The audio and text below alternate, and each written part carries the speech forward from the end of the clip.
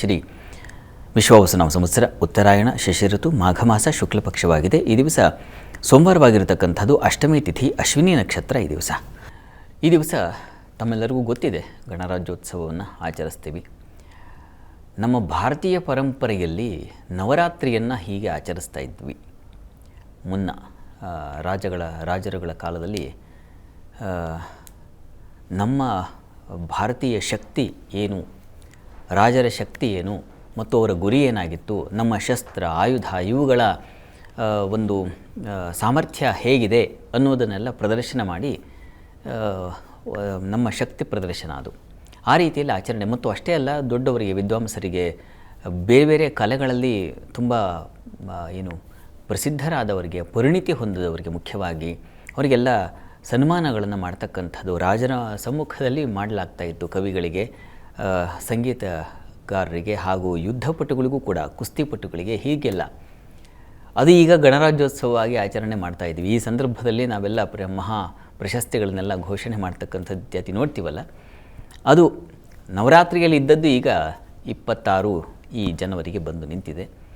ಮುಖ್ಯವಾಗಿ ಈ ದಿವಸ ಪ್ರಜೆಗಳು ನೈತಿಕವಾಗಿ ಹೇಗೆ ವರ್ತಿಸಬೇಕು, ಒಂದು ಚೌಕಟ್ಟನ್ನು ಒಬ್ಬ ವ್ಯಕ್ತಿ ಸಮಾಜದ ಸುವ್ಯವಸ್ಥೆಯಲ್ಲಿ ಅದು ಹಾಳಾಗಬಾರ್ದು ಅನ್ನೋ ಉದ್ದೇಶದಲ್ಲಿ ಕಾನೂನು ಸಿದ್ಧಗೊಂಡ ಒಂದು ಸಂದರ್ಭ. ಈ ಕಾರಣದಿಂದಾಗಿ ಈ ಗಣರಾಜ್ಯೋತ್ಸವ ಅತ್ಯಂತ ಮುಖ್ಯವಾದದ್ದು. ನಾವು ಕಾನೂನಿನಲ್ಲಿ ಇರ್ತದೆ, ಹೀಗೆ ವರ್ತನೆ ಮಾಡಬಾರ್ದು, ಹೀಗಿರಬಾರ್ದು ವ್ಯಕ್ತಿ, ಹೀಗಿರಬಾರ್ದು ಅಂತ, ಹೇಗಿರಬೇಕು ಇತ್ಯಾದಿ. ಆದರೆ ಎಷ್ಟೋ ಕಾನೂನನ್ನು ಅದನ್ನು ಮರೆಮಾಚಿ ಅಥವಾ ಆ ಕಾನೂನನ್ನೇ ಬೇರೆ ರೀತಿಯಲ್ಲಿ ಉಪಯೋಗಿಸ್ಕೊಂಡ ಘಟನೆಗಳೇ ಜಾಸ್ತಿಯಾಗಿದೆ. ಈಗ ಸಮಾಜವನ್ನು ನೋಡ್ತಾ ಇದ್ದರೆ ಹೇಗೂ ತಿರುಚಿಬಿಡ್ತಕ್ಕಂಥದ್ದಾಗಿದೆ.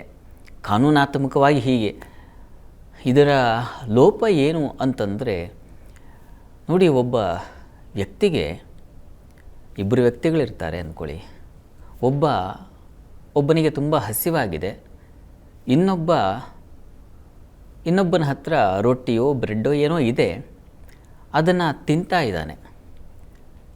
ಇವನಿಗೆ ಹಸಿವಾಗಿದೆ, ಅದನ್ನು ನೋಡ್ತಾ ಇದ್ದಾನೆ ಇನ್ನೊಬ್ಬನನ್ನು. ಕಾನೂನು ಅವನಿಗೆ ಹಸಿವಾಗಿದೆ, ನಿನ್ನ ಬ್ರೆಡ್ಡನ್ನು ಕೊಡು ಅಥವಾ ನಿನ್ನ ಬಳಿ ಇದ್ದಂತಹ ಯಾವುದೋ ತಿನ್ನುವ ವಸ್ತು ಇದೆಯಲ್ಲ ಅದನ್ನು ಕೊಡು ಅಂತ ಏನೂ ಹೇಳೋದಿಲ್ಲ. ಆದರೆ ಧರ್ಮ ಹಾಗಲ್ಲ. ಅವನು ಹಸಿವಾಗಿದ್ದರೆ ಮೊದಲು ಅನ್ನ ನೀಡಪ್ಪ, ಹಸಿದವನಿಗೆ ಅನ್ನ ನೀಡು ಅಂತ ಹೇಳುತ್ತೆ. ಕಾನೂನಿನಲ್ಲಿ ಈ ಧರ್ಮ ಸಂವೇದನೆ ಸೇರಬೇಕು. ಆಗ ದೇಶದ ಪ್ರಜೆಗಳ ಮೌಲ್ಯ ಹೆಚ್ಚಾಗುತ್ತೆ, ಅವರ ಗುಣಮೌಲ್ಯ ಹೆಚ್ಚಾಗುತ್ತೆ ಅಂತ ಅನಿಸುತ್ತೆ. ಒಬ್ಬನಿಗೆ ಹಸಿವಿದ್ದರೆ ಕಾನೂನಿನಲ್ಲಿ ಇಂಥ ಅಂಶಗಳು ಸೇರಿಕೊಂಡ್ರೆ ತುಂಬ ಒಳ್ಳೆಯದು. ಅದನ್ನು ಹೇಗೆ ಸೇರಿಸೋದು? ಮತ್ತೊಬ್ಬ ಅಂಬೇಡ್ಕರ್ ಬರಬೇಕು, ಸಂವೇದನಾಶೀಲನಾಗಿರತಕ್ಕಂಥವ್ರು ಬರಬೇಕು. ಕಾನೂನು ಹೇಳದೇ ಇರತಕ್ಕಂಥದ್ದನ್ನು ಎಷ್ಟೋ ಧರ್ಮ ಹೇಳುತ್ತೆ. ಧರ್ಮಕ್ಕೆ ಆಗದ್ದನ್ನು ಕಾನೂನು ನಿಯಂತ್ರಣ ಮಾಡುತ್ತೆ. ಹೀಗೆ ಎರಡೂ ಪರಸ್ಪರ ಸಮನ್ವಯತೆ ಬೇಕು ಅಂತ ಅನಿಸುತ್ತೆ. ಈ ಸಂದರ್ಭದಲ್ಲಿ ಗಮನಿಸಿಕೊಂಡಾಗ, ನಮ್ಮ ಕಾನೂನಿನ ವ್ಯವಸ್ಥೆಯನ್ನು ಗಮನಿಸಿಕೊಂಡಾಗ, ಕಾನೂನಿನೊಳಗೆ ಸಂವೇದನಾಶೀಲವಾದ ಧರ್ಮ ಸೇರ್ಪಡೆಯಾದರೆ ತುಂಬ ಒಳ್ಳೆಯದು ಅಂತ ಅನಿಸುತ್ತೆ. ಈ ಸಂದರ್ಭದಲ್ಲಿ ಅಂಥದ್ದೊಂದು ಆಸೆಯನ್ನು ವ್ಯಕ್ತಪಡಿಸೋದಷ್ಟೇ. ನಾವೆಲ್ಲ ಹಾಗೇ ನಡ್ಕೊಳ್ತೀವಿ ಪಾಪ. ತಾವೆಲ್ಲ ತಮ್ಮೆಲ್ಲರ ಮನಸ್ಸಲ್ಲಿ ಅದೇ ಇರ್ತದೆ. ಇನ್ನೊಬ್ರು ಯಾರೋ ಪಾಪ ಬಸ್ ಸ್ಟ್ಯಾಂಡಲ್ಲೂ ಮತ್ತೊಂದು ಇದ್ದಾಗ, ಹಸಿವಿದ್ದಾಗ ಆಯಿತು ತಿನ್ನು ಅಂತ ಹೇಳುವಂಥ ಗುಣ ಇದೆ. ಇದು ಯಾವ ಕಾನೂನು ಹೇಳ್ಕೊಟ್ಟಿಲ್ಲ. ಹೀಗೆ ವರ್ತಿಸಿ ಅಂತ, ಹೀಗಿರಬೇಕು, ಇದಕ್ಕೆ ಶಿಕ್ಷೆ, ಇಲ್ಲಾಂದರೆ ಶಿಕ್ಷೆ ಕೊಡ್ತೀವಿ ಅಂತ ಏನೂ ಹೇಳಿಲ್ಲ. ಆದರೂ ಜನ ಅದನ್ನು ಮಾಡ್ತಾರೆ. ಅದು ಬಂದುಬಿಟ್ಟಿದೆ, ಹೃದಯದಿಂದಲೇ ಅದು ಬೇರಾಗಿ ಬೆಳೆದು ಬಿಟ್ಟಿದೆ. ಆದರೆ ಇದು ಹೆಚ್ಚಿನದಾಗಿ ಇನ್ನೂ ಮತ್ತಷ್ಟು ವಿಸ್ತರಿಸಬೇಕು, ಜನರಲ್ಲಿ ಬರಬೇಕು ಇಂಥ ಒಳ್ಳೆಯ ಗುಣ. ಅದನ್ನು ಈ ದಿವಸ ಸ್ಮರಣೆ ಮಾಡಿಕೊಂಡು ಈ ಸಂದೇಶಗಳ ಕಡೆ ಹೋಗೋಣ. ಒಳ್ಳೆಯದಾಗಲಿ.